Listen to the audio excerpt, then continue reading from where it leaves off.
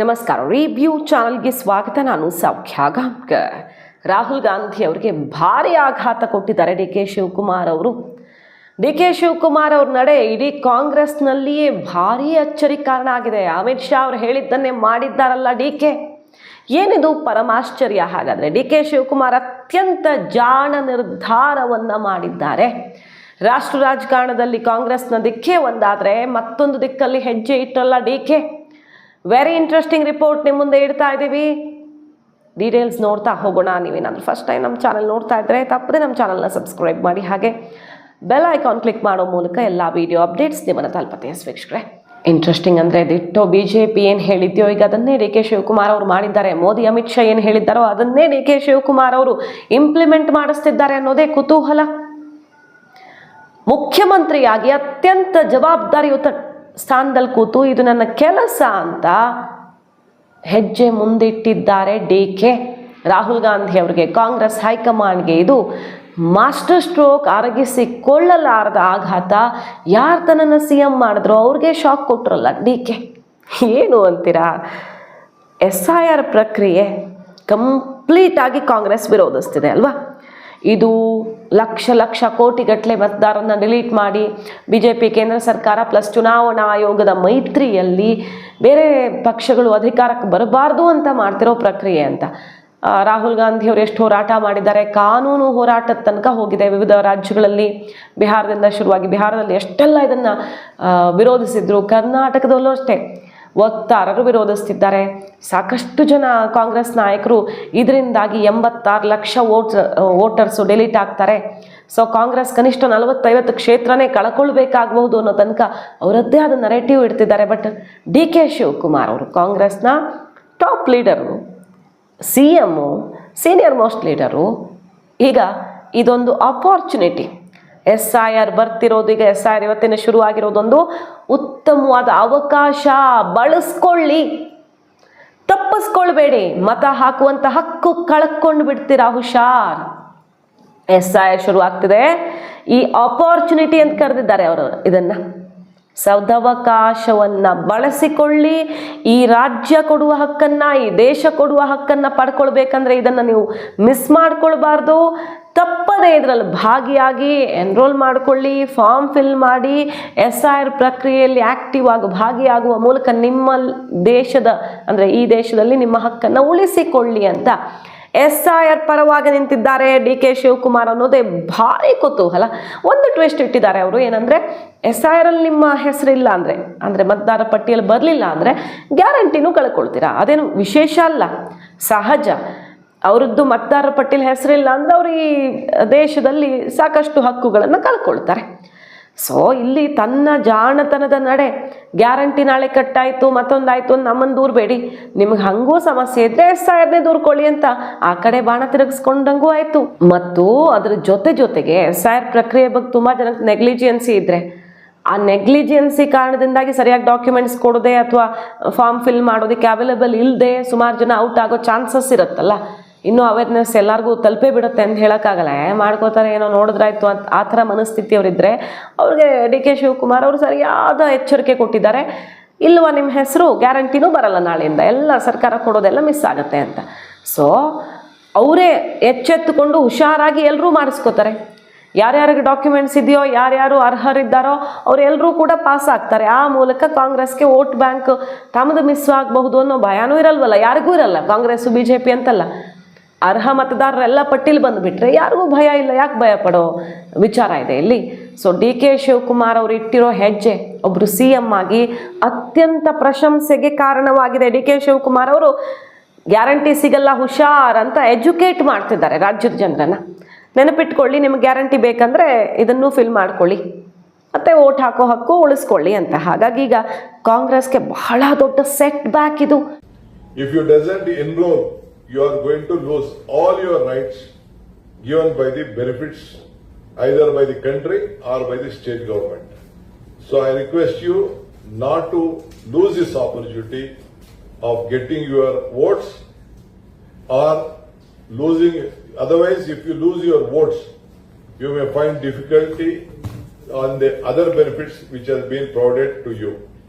So Right to vote is right to live.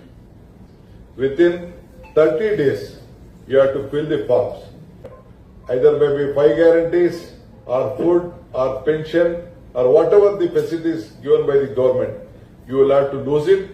So I am requesting you, I am cautioning you, you please see that you fill up the enumeration form and have your writing vote and maintain your great life. ನೋಡಿ, ಕಾಂಗ್ರೆಸ್ನಲ್ಲಿಯೇ ವಿವೇಕದಿಂದ ಯೋಚನೆ ಮಾಡೋರು ಇದಾಗಲಿ ಅಂತ ಬಯಸ್ತಿದ್ದಾರೆ. ಇನ್ನೊಂದು double standard ನೋಡಿ, ಈ guarantee ಪರಿಷ್ಕರಣೆ ಮಾಡತ್ತಂತೆ ಕಾಂಗ್ರೆಸ್. ಗೃಹಲಕ್ಷ್ಮಿ ಅಥವಾ ಶಕ್ತಿ ಯೋಜನೆ, ಇನ್ನೊಂದು ಸ್ಕೀಮು ಬೇರೆ ರಾಜ್ಯದವರೆಲ್ಲ ಬಂದು ಇಲ್ಲಿ ತಗೋತಿದ್ದಾರೆ. ನಮ್ಮ ರಾಜ್ಯದ ಹಕ್ಕನ್ನು ಬೇರೆ ರಾಜ್ಯದವ್ರಿಗೆ ಯಾಕೆ ಕೊಡಬೇಕು? ಇಲ್ಲಿನ ಸ್ಕೀಮು ಕಂಡವ್ರು ಪಾಲಾಗೋದು ಬೇಡ, ಪರಿಷ್ಕರಣೆ ರಿವಿಷನ್ ಮಾಡ್ತೀವಿ, ಅದಕ್ಕೆ ಡಾಕ್ಯುಮೆಂಟ್ಸ್ ಕೊಡಿ, ವೆರಿಫೈ ಮಾಡ್ಕೊಳ್ಳಿ ಅಂತ ಹೇಳಬಹುದಂತೆ ಇವರು. ಬಟ್ ನಮ್ಮ ದೇಶದ ಕೇಂದ್ರ ಸರ್ಕಾರ ಬೇರೆ ದೇಶದವರು ಬಂದು ಈ ದೇಶದಲ್ಲಿ ಅಕ್ರಮ ಸುಳುಕೋರರು ಸೌಲಭ್ಯ ಪಡ್ಕೊಳ್ತಿದ್ದಾರೆ, ನಮ್ಮ ದೇಶದ ಆಸ್ತಿಯನ್ನು ಅವ್ರು ದೋಚುತ್ತಿದ್ದಾರೆ, ಮಾಡಬಾರ್ದು ಕೃತ್ಯ ಮಾಡ್ತಿದ್ದಾರೆ, ಸೊ ಅವ್ರನ್ನೆಲ್ಲ ಗುಡಿಸಿ ಬಿಸಾಕಬೇಕು ಅಂತ ಕ್ರಮ ತಗೊಂಡ್ರೆ ತಪ್ಪಂತೆ.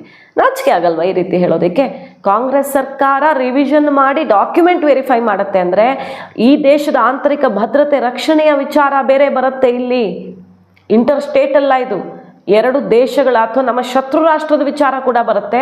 ಕೇಂದ್ರ ಸರ್ಕಾರ ಮಾಡಬಾರ್ದಾ? ಯಾವ ಕಾರಣ ಕೊಡುತ್ತೆ ಕಾಂಗ್ರೆಸ್ಸು SIR ಮಾಡಬಾರ್ದು ಅಂತ ಹೇಳಕ್ಕೆ? SIR ಕಾಲಕ್ಕೆ ನಡೆಯುತ್ತೆ, ಅರ್ಹರಿಗೆ ವೋಟ್ ಹಾಕುವಂಥ ರೈಟ್ಸ್ ಕೊಡುತ್ತೆ, ಅನರ್ಹರನ್ನ ಗುಡಿಸಿ ಬಿಸಾಕತ್ತೆ. ಇದು ಪ್ರತಿ ಸಲ ನಡ್ಕೊಂಡು ಬಂದಿರೋದೇ, ಈ ಸಲನೂ ನಡೀತಿದೆ. ಕಾಂಗ್ರೆಸ್ ಅವಧಿ ಇನ್ನೊಂದು ಅವಧಿ ಅಂತಲ್ಲ, ಆಯಾ ಸಮಯಕ್ಕೆ ಬದಲಾದ ಸಮಯಕ್ಕೆ ತಕ್ಕಂಗೆ ಪರಿಷ್ಕರಣೆ ಆಗ್ತಾನೆ ಇರುತ್ತೆ. ಈ ಸಲನೂ ಆಗ್ತಿದೆ. ಈಗ ಗೊಂದಲದ ಬಗ್ಗೆ ಮಾತಾಡೋಣ ಬೇಕಾದ್ರೆ, ಯಾಕಂದರೆ ಪಟ್ಟಿಯಲ್ಲಿ ನಮ್ಮ ಹೆಸರು ಔಟ್ ಆಗುತ್ತಾ, ನಾವು ಏನು ಫಾಲೋ ಮಾಡಬೇಕು, ಡಾಕ್ಯುಮೆಂಟ್ಸ್ ಏನು ಕೊಡಬೇಕು. ಇನ್ಫ್ಯಾಕ್ಟ್ ಮನೆಗೆ BLOಗಳು ಬರ್ತಾರಲ್ಲ, ಅಲ್ಲಿ ಡಾಕ್ಯುಮೆಂಟ್ಸ್ ಕೊಡಲೇಬೇಕಾಗಿಲ್ಲ. ನೀವು ಫೋಟೋ ತುಂಬ ಹಳೇದಾಗಿದೆ, ನಿಮ್ಮ ಹಳೆ ವೋಟರ್ ID ಕ್ಲಾರಿಟಿ ಇಲ್ಲ ಅಂದರೆ ಹೊಸ ಫೋಟೋ ಕೊಡಬೇಕಾಗತ್ತೆ. ನೀವು ವಾಸ ಇರೋ ಸ್ಥಳಕ್ಕೆ ಅವ್ರು ಬಂದಿದ್ದಾರೆ ಅಂದರೆ ಈ ಅಡ್ರೆಸ್ಸಲ್ಲೇ ಇವ್ರು ವಾಸ ಇದ್ದಾರೆ ಅನ್ನೋದು ಖಚಿತ ಆಗುತ್ತೆ. ಅಲ್ಲೇ ಫಿಲ್ ಮಾಡಿಸ್ಕೊಂಡು ಹೋಗ್ತಾರೆ. ನಿಮ್ಗೆ ಡೌಟ್ ಇದ್ದರೆ ಅವರೇ ಹೇಳ್ಕೊಟ್ಟು ಫಿಲ್ ಮಾಡಿಸ್ತಾರೆ. ಅಕಸ್ಮಾತ್ ನೀವು ಈ ಊರಲ್ಲಿ ವೋಟರ್ ID ಇದೆ, ವೋಟಿಂಗ್ ರೈಟ್ಸ್ ಅಲ್ಲಿದೆ, ನೀವು ಬೆಂಗಳೂರಲ್ಲಿ ಇದ್ದೀರಾ, ಆ ಥರ ಇದ್ದಾಗ ಸ್ವಲ್ಪ ಪ್ರಾಬ್ಲಮ್ಮು. ಈಗ ಏನೇನು ಮಾಡ್ತಾರೆ ಅಂತ ಇನ್ನೂ ಅದ್ರ ಬಗ್ಗೆ ಮಾಹಿತಿ ಪಡ್ಕೊಳ್ಬೇಕು. ಯಾಕಂದರೆ ಆನ್ಲೈನ್ ಕೂಡ ನಾವು ಇಂಥ ವಿಧಾನಸಭಾ ಕ್ಷೇತ್ರದ ವ್ಯಾಪ್ತಿಯಲ್ಲಿ ನಮ್ಮ ಹೆಸರಿದೆ, 2002ರಲ್ಲಿ ನಮ್ಮ ಹೆಸರು ಇತ್ತು ಅಂದ್ರಂತೂ ಪ್ರಾಬ್ಲಮ್ಮೇ ಇಲ್ಲ. ಆರಾಮಾಗಿ ಫಿಲ್ ಮಾಡಿ ಮುಗಿಸಿದ್ರಾಯ್ತು. ನಮ್ಮ ಹೆಸರು ಈಗಲೂ ಕಂಟಿನ್ಯೂ ಆಗುತ್ತೆ. ಅವಾಗ ಇರಲಿಲ್ಲ ಅಂದರೆ ನಮ್ಮ ತಂದೆದೋ, ನಮ್ಮ ತಾಯಿದೋ, ನಮ್ಮ ಗಂಡಂದೋ, ಈ ರೀತಿ ಅವರ ರೆಫರೆನ್ಸಲ್ಲಿ ಮಾಹಿತಿ ಕೊಡಬಹುದು. ಅದಕ್ಕೂ ಅವಕಾಶ ಇದೆ. ಈಗ ಊರಲ್ಲಿದ್ದು ಅಲ್ಲಿ ಫಾರ್ಮ್ ಬರುತ್ತೆ, ನಾವು ಬೆಂಗಳೂರಲ್ಲಿ ಇರ್ತೀವಿ, ಅಲ್ಲಿ ಹೋಗಿ ಕಲೆಕ್ಟ್ ಮಾಡ್ಕೊಳ್ಳೋಕೆ ನಮ್ಗೆ ಆಗದೆ ಇರ್ಬೋದು. ಇನ್ನೊಂದು ತಿಂಗಳು ನಮ್ಗೆ ಊರಿಗೆ ಹೋಗೋಕ್ಕೆ ಆಗಲ್ಲ. ಅಂತಹ ಸಮಯದಲ್ಲಿ ಆನ್ಲೈನಲ್ಲೇ ಅಪ್ಲೈ ಮಾಡ್ಬೋದು. ಸ್ವಲ್ಪ ಕಾಂಪ್ಲಿಕೇಟೆಡ್ ಇರಬಹುದು ಇಲ್ಲಿ, ಯಾಕಂದರೆ ದಾಖಲೆ ಕೊಡಬೇಕು. ಆನ್ಲೈನಲ್ಲಿ ಅಪ್ಲೈ ಮಾಡುವಾಗ ನಾನು ಅಂಥ ಜಾಗದಲ್ಲೇ ರೆಸಿಡೆಂಟು, ನಾನಲ್ಲೇ ವಾಸ ಇರೋದು ಅನ್ನೋದಕ್ಕೆ ಸಾಕ್ಷಿ ಕೊಡಬೇಕಾಗತ್ತೆ. ಯಾಕಂದರೆ ಬೇರೆ ಊರಿಂದ ಮಾಡ್ತಿರ್ತೀವಿ ನಾವು. ಅಲ್ಲಿಗೆ BLO ಬಂದಾಗಾದರೆ ಅವ್ರಿಗೆ ಕಣ್ಣಾರೆ ಕಾಣುತ್ತೆ, ಹೌದು ಈ ವಿಳಾಸದಲ್ಲೇ ವಾಸ ಇದ್ದಾರೆ ಅಂತ. ಸೊ ವಾಸ ಪ್ರಮಾಣ ಪತ್ರ, ಇನ್ನೇನೋ ಒಂದಿಷ್ಟು ಡಾಕ್ಯುಮೆಂಟ್ಸ್ ಕೇಳ್ತಾರೆ ಆನ್ಲೈನಲ್ಲಿ ಅಪ್ಲೈ ಮಾಡೋದಾದರೆ. ಅದೊಂದು ಸ್ವಲ್ಪ ಕ್ಲಾರಿಟಿ ಸಿಗಬೇಕು. ಆ ವಾಸ ಪ್ರಮಾಣ ಪತ್ರ ಅಂದರೆ ಏನು ಸಲ್ಲಿಕೆ ಮಾಡೋದು? ಈಗ ನಮ್ಮ ಹತ್ರ ವಾಸ ಪ್ರಮಾಣ ಪತ್ರ ಊರ್ದು ಇದೆಯಾ, ಆ ರೀತಿದೊಂದು ಪ್ರಶ್ನೆ ಬರುತ್ತಲ್ವ, ಅದಕ್ಕೆ ಸಂಬಂಧಪಟ್ಟಂತೆ ಏನು ಕೊಡಬೇಕು ಅಂತ ಅದೊಂದು ಸ್ವಲ್ಪ ಇನ್ನು ಈಗ ಶುರು ಆಗ್ತಿರೋದ್ರಿಂದ ಕ್ಲಾರಿಟಿ ಸಿಗಬಹುದು. ಮತದಾರರ ಪರಿಶೀಲನೆಗೆ ಸಂಬಂಧಿಸಿದ ಎಲ್ಲ ಮಾಹಿತಿ, ಮಾರ್ಗಸೂಚಿ, ಪ್ರಶ್ನೋತ್ತರ, ವಿವರಣಾತ್ಮಕ ವಿಡಿಯೋ, ಅಧಿಕಾರಿಗಳ ಸಂಪರ್ಕ ವಿವರ, ಮತಗಟ್ಟೆ ಮಾಹಿತಿ ಚುನಾವಣಾ ಇಲಾಖೆ ವೆಬ್ಸೈಟಲ್ಲಿ ಲಭ್ಯ ಇರುತ್ತೆ. ಚುನಾವಣಾ ಇಲಾಖೆ ವೆಬ್ಸೈಟಲ್ಲಿ ಹೋಗಿ ನೀವು ಅಲ್ಲಿ ಎಲ್ಲ ಮಾಹಿತಿಯನ್ನು ಪಡ್ಕೊಳ್ಬಹುದು. ಪ್ರತಿ ಅರ್ಹ ಮತದಾರರ ಹೆಸರು ಮತದಾರರ ಪಟ್ಟಿಯಲ್ಲಿ ಸೇರ್ಪಡೆಯಾಗಬೇಕು ಅನ್ನೋ ಕಾರಣಕ್ಕೆ ಇದನ್ನು ಮಾಡ್ತಾ ಇದ್ದೀವಿ ಅಂತ. ಜೂನ್ 30ರಿಂದ ಜುಲೈ 29ರವರೆಗೆ ಎನ್ಯುಮರೇಷನ್ ಫಾರ್ಮ್ ವಿತರಣೆ ಆಗುತ್ತೆ. ಆಗಸ್ಟ್ 5 ಕರಡು ಮತದಾರರ ಪಟ್ಟಿ ಪ್ರಕಟಣೆಯಾಗುತ್ತೆ. ಆಗಸ್ಟ್ 5ರಿಂದ ಸೆಪ್ಟೆಂಬರ್ 4 ಆಕ್ಷೇಪಣೆ ಮತ್ತು ಹಕ್ಕು ಸಲ್ಲಿಕೆಗೆ ಅವಧಿ ಕೊಟ್ಟಿರ್ತಾರೆ.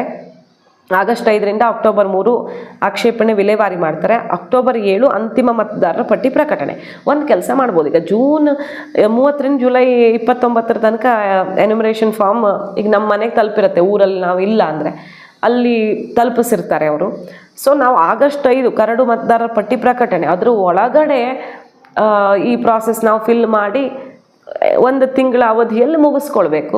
ಸೊ ಅಷ್ಟರ ಒಳಗಡೆ ಊರಿಗೆ ಹೋಗಿ ನಾವು ಅಪ್ಲೈ ಮಾಡಿ ಬಂದುಬಿಟ್ರೆ ಬೆಸ್ಟು, ಈಸಿ. ಅಲ್ಲಿ BLOಗಳು ಲಭ್ಯ ಇರ್ತಾರೆ, ರಜೆ ದಿನಾನೂ ಕೂರಿಸಿರ್ತಾರೆ ಡೌಟ್ಸ್ ಕ್ಲಿಯರ್ ಮಾಡೋಕ್ಕೆ. ಸ್ಯಾಟರ್ಡೆ ಸಂಡೇ ಕೂಡ ಲಭ್ಯ ಇರ್ತಾರೆ ಇಂಥ ನಿಗದಿತ ಒಂದೊಂದು ಊರಲ್ಲಿ ಒಂದೊಂದು ಕಡೆ. ಅಕಸ್ಮಾತ್ ಇಲ್ಲ ಅಂದರೆ ಆನ್ಲೈನಲ್ಲಿ ಭರ್ತಿ ಮಾಡ್ಕೊಳ್ಬಹುದು. ಸೊ ಏನೂ ಇಂಥ ತಲೆನೋವೇ ಇಲ್ಲ. ಡಾಕ್ಯುಮೆಂಟ್ಸು ಏನೇನು ಕೊಡಬೇಕು. ಈಗ 2002ರಲ್ಲಿ ನಿಮ್ಮ ಹೆಸರಿದ್ದರೆ ನೀವು ವೋಟ್ ಹಾಕಿದಿರಿ ಲಾಸ್ಟ್ ಎಲೆಕ್ಷನ್ನಲ್ಲಿ, 2002ರಲ್ಲಿ ನಿಮ್ಮ ಪಟ್ಟಿಯಲ್ಲಿ ಹೆಸರಿತ್ತು ಅಂದರೆ ಏನು ತಲೆನೋವೇ ಇಲ್ಲ. ಅದು ಬಿಟ್ಟು ಇಲ್ಲ ಅಂದರೆ ಮಾತ್ರ ಒಂದಿಷ್ಟು ಡಾಕ್ಯುಮೆಂಟ್ಸನ್ನು ಪ್ರೊವೈಡ್ ಮಾಡಬೇಕಾಗತ್ತೆ. ಏನೇನು ಕೊಡಬೇಕು ಅಂತ ಕೇಳಿದ್ರೆ, ಪರಿಷ್ಕರಣೆ ವೇಳೆ ತಿದ್ದುಪಡಿ ಮಾಡೋದಿದ್ರೂ ಕೂಡ ಮಾಡಿಸಬಹುದು, ಅದಕ್ಕೂ ಅವಕಾಶ ಇದೆ. 86 ಲಕ್ಷ ವೋಟ್ ಡಿಲೀಟ್ ಆಗುತ್ತೆ ಅಂತ ಭಯದಲ್ಲೆಲ್ಲ ಕಾಂಗ್ರೆಸ್ ಇರೋದು ಬಿಟ್ಟರೆ ಮತ್ತೆ ಯಾರಿಗೂ ಭಯ ಅಂತೂ ಕಾಣಿಸ್ತಿಲ್ಲ. ಲಿಂಗ, ಜನ್ಮ ದಿನಾಂಕ, ಭಾವಚಿತ್ರ ನಮೂದು ಮಾಡಬೇಕಾಗತ್ತೆ. ಹಿಂದಿನ SIR ಪ್ರಕ್ರಿಯೆ ಅಂದರೆ 2002ರಲ್ಲಿ ನನ್ನ ಹೆಸರು ಯಾವ ಕಾನ್ಸ್ಟಿಟ್ಯೂನ್ಸಿಲಿ ಇತ್ತು ಅನ್ನೋದನ್ನು ನೀವು ಅದರ ಪ್ರಕಾರ ಮಾಹಿತಿ ಫಿಲ್ ಮಾಡಿದ್ರಾಯ್ತು. ಸೂಕ್ತ ಪ್ರಾಧಿಕಾರದಿಂದ ಪಡೆಯಲಾದಂಥ ಜನನ ಪ್ರಮಾಣ ಪತ್ರ, ಪಾಸ್ಪೋರ್ಟು, ಮಾನ್ಯತೆ ಪಡೆದ VB ಶೈಕ್ಷಣಿಕ ಪ್ರಮಾಣ ಪತ್ರ, ಮಾರ್ಕ್ಸ್ ಕಾರ್ಡು, ರಾಜ್ಯ ಸರ್ಕಾರದ ಅಧಿಕಾರದಿಂದ ನೀಡಲಾಗುವ ಶಾಶ್ವತ ನಿವಾಸ ಪ್ರಮಾಣ ಪತ್ರ, ಅರಣ್ಯ ಹಕ್ಕು ಪ್ರಮಾಣ ಪತ್ರ, SC ST ಪ್ರಮಾಣ ಪತ್ರ, ಈ ಥರ ಸುಮಾರು ಡಾಕ್ಯುಮೆಂಟ್ಸ್ ನೀವು ಪ್ರೊವೈಡ್ ಮಾಡಬಹುದು.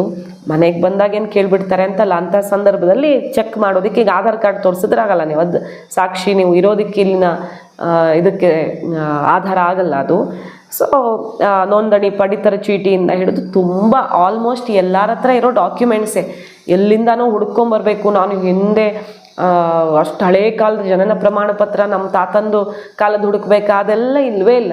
ನಿಮ್ಮ ಹತ್ರ ಇರೋದ್ರಲ್ಲೇ ಒಂದು ಡಾಕ್ಯುಮೆಂಟ್ ಇಲ್ಲ ಆಗುತ್ತೆ.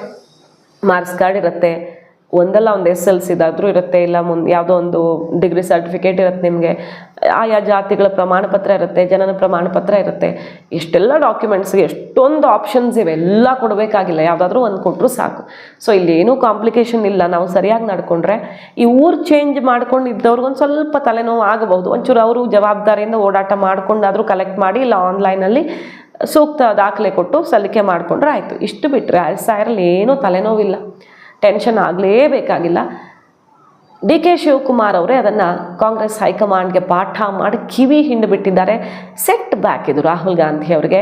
DK ಶಿವಕುಮಾರ್ ಅವರ ಈ big step appreciable. DK Shivakumar ಅವರು ಅವರ ರಾಜ್ಯದಲ್ಲಿ ಜನರ ಜೊತೆಗೆ ನಿಂತಿದ್ದಾರೆ, ಮತದಾರರ ಹಕ್ಕನ್ನು ಕೊಡಿಸೋದಕ್ಕೆ. ಯಾರು ಮಿಸ್ ಮಾಡ್ಕೊಳ್ಬೇಡಿ, ಯೂಸ್ ಮಾಡ್ಕೊಳ್ಳಿ ಅಂತ ಅವರೇ ಪ್ರಚಾರ ಮಾಡ್ತಿದ್ದಾರೆ. ಮಾಹಿತಿ ಇಷ್ಟ ಆಗಿದ್ರೆ ಮಿಸ್ ಮಾಡಿದ್ರೆ ನಮ್ಮ ಚಾನಲ್ನ ಸಬ್ಸ್ಕ್ರೈಬ್ ಮಾಡಿ, ನಿಮ್ಮ ಅಭಿಪ್ರಾಯ ಕಮೆಂಟ್ ಮಾಡಿ ತಿಳಿಸಿ. Thank you.